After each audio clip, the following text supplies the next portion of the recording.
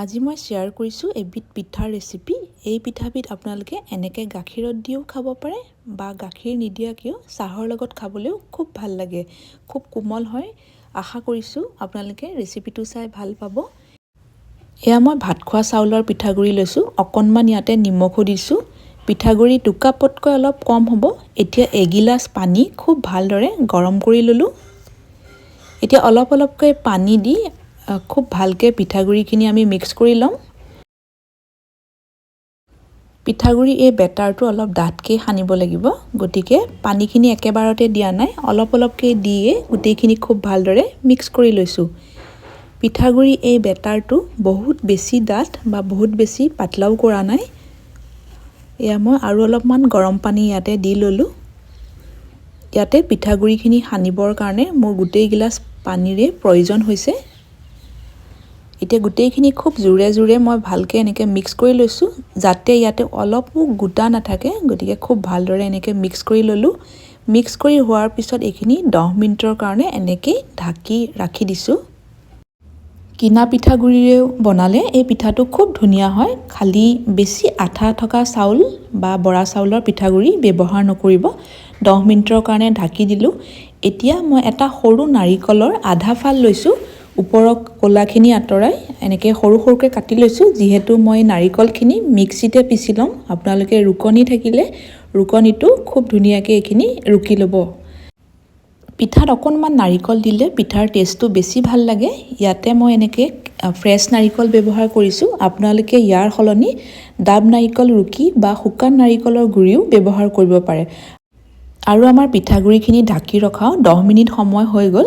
এতিয়া সেই যিখিনি পিঠাগুড়ি, সেই পিঠাগুড়িখিনি নাৰিকলখিনিৰ সৈতে আকৌ এবাৰ এনেকৈ দি লৈ মই মিক্সিতে গোটেইখিনি খুব মিহিকৈ পেষ্ট এটা বনাই ল'ম। এনেকৈ কৰিলে পিঠাখিনি খুব কোমল আৰু মিহি হয়। আৰু এইটো প্ৰচেছ কৰিলে পিঠাখিনি আমি আধা ঘণ্টাৰ ভিতৰতে ৰেডি কৰিব পাৰোঁ।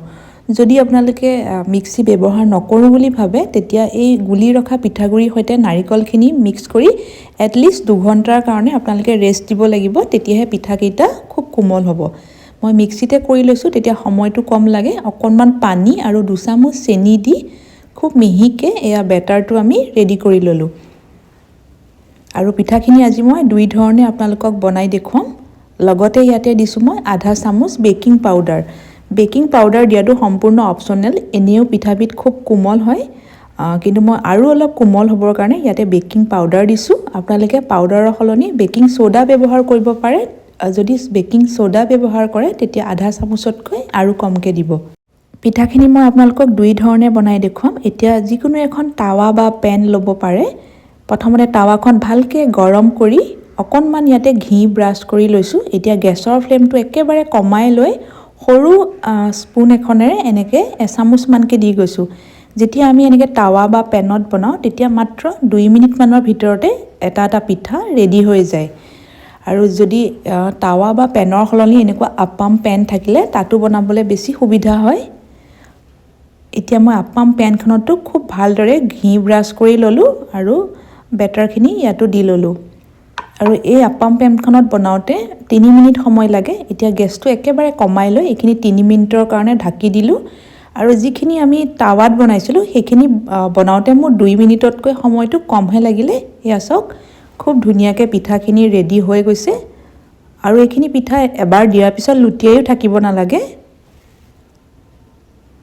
পিঠাকেইটা এনেকৈ খুব কোমল হৈছে। এনেকৈও চাহৰ লগত খাবলৈ খুব ভাল হয়। কিন্তু মই আজি আপোনালোকক গাখীৰত দি কেনেকৈ খাব পাৰি সেইটো দেখাই দিম। সৰু ল'ৰা ছোৱালীয়ে গাখীৰত দি খায়, তেনেকৈও বহুত ভাল পাব। এইখিনি পিঠা নমাই ল'ম এতিয়া। এয়া চাওক, খুব কোমল হৈছে পিঠাখিনি। আৰু ঠিক একেদৰেই মই আকৌ পেনখনত অকণমান ঘি ব্ৰাছ কৰি একেদৰেই মই আৰু এটা বেটছ ইয়াতে ৰেডি কৰি ল'ম। আকৌ 2 মিনিটৰ কাৰণে ঢাকি দিছোঁ। যিখিনি আমি আপাম পেনখনত দিছিলোঁ, সেইখিনিও ৰেডি হৈ গৈছে। এইখিনি আৰু আকৌ লুটিয়াই থাকিব নালাগে। মই জাষ্ট আপোনালোকক দেখুৱাবৰ কাৰণেহে এবাৰ এনেকৈ লুটিয়াই দেখুৱাই দিছোঁ। একেদৰেই মই গোটেইখিনি পিঠা ৰেডি কৰি ল'লোঁ।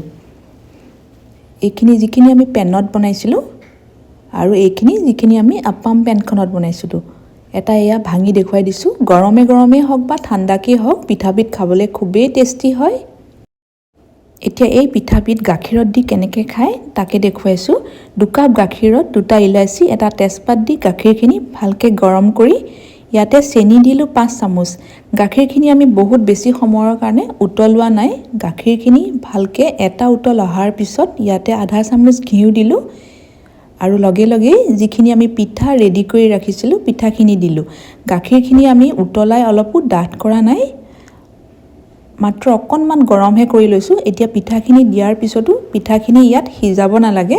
ভালদৰে এবাৰ মিক্স কৰি গেছটো অফ কৰি ঢাকি এইখিনি 2 ঘণ্টাৰ কাৰণে ৰাখি দিলোঁ।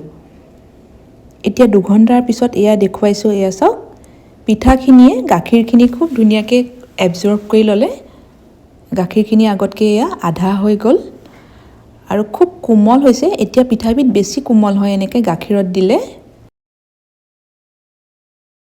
পিঠাৰ ৰেচিপিটো চোৱাৰ কাৰণে আপোনালোকক বহুত বহুত ধন্যবাদ জনাইছোঁ।